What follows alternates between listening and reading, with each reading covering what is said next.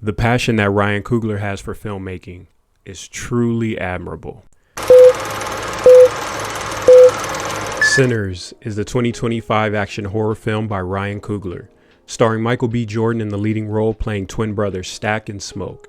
The film also includes a lineup of other stars. But what did I think about it? Well, I thought the film was really good. It definitely wasn't great, and a little bit later I'll get into what made it not great for me. But let's talk about the cast. I thought Coogler assembled a great group of actors to play these roles. From Haley Steinfeld, Lee Jun Lee, Omar Benson Miller, Delroy Lindo, Jamie Lawson, and Wunmi Mosaku. I thought having these characters in the movie helped to add more depth to the film. It felt like each character had their own unique backstory.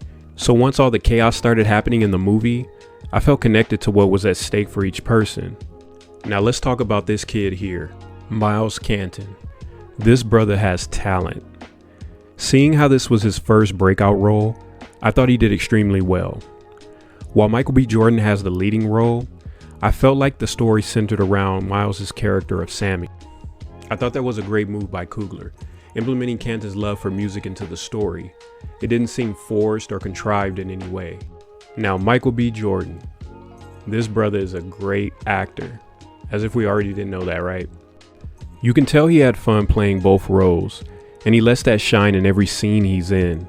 Overall, this isn't one of his best films, but the performance he gives is great.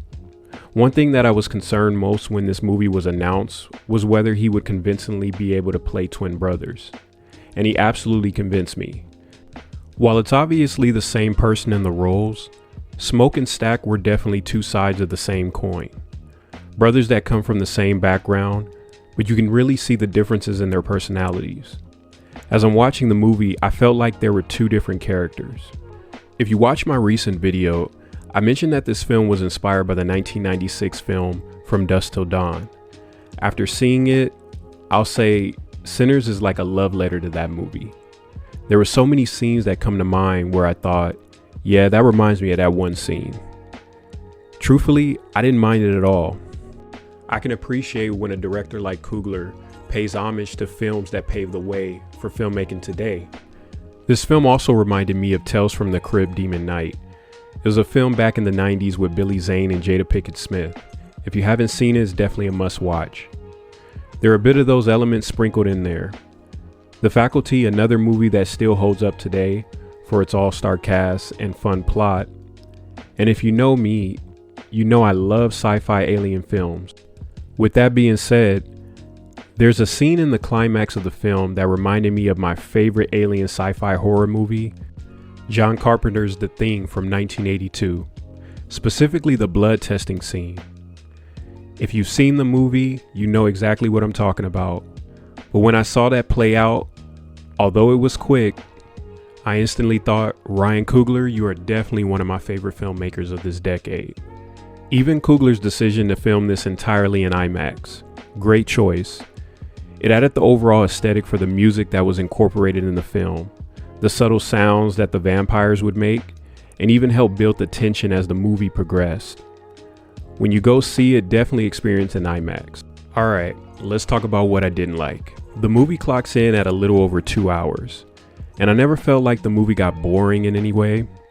I did feel like some scenes lasted longer than they should have, which was a drawback for the film, because by the time we got to the climax of the film, I felt like the movie was rushing through scenes.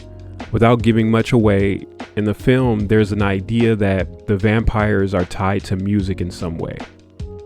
I would have liked to spend more time exploring that component, because I thought it was a creative way to make a movie surrounding vampires. It's probably a small nitpick, but that's really what kept the movie from being great for me.